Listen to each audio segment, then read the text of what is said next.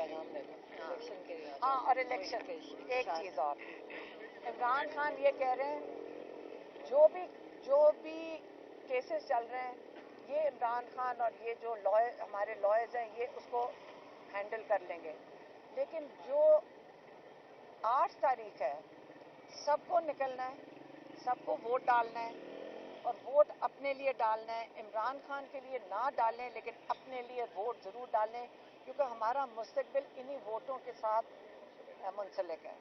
अगर हम वोट डालेंगे, अपना निज़ाम अपने हाथ में लेंगे, पाकिस्तान 24 करोड़ लोग, हमने अपना निज़ाम अपने मुस्तकबिल के लिए बदलना है। आपको लगता नहीं हमारे मुल्क का निज़ाम पहले किसी और के हाथ में, आप कैसे अपने हाथ में लेंगे?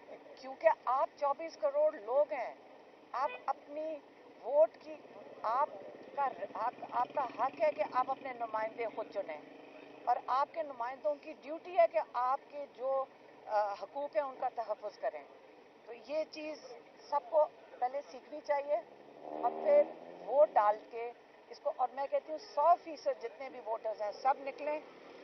और ये अभी भी मैं कह रही हूँ, या आज इमरान खान की जीत हुई है, ये किसी का ये सज़ा से ना इमरान खान डर रहे हैं ना हम डर रहे हैं।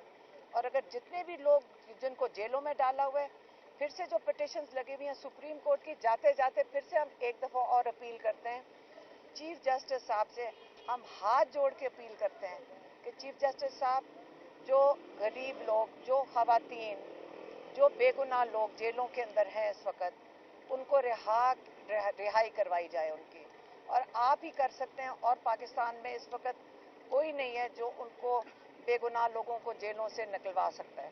मेहरबानी। Thank you ma'am.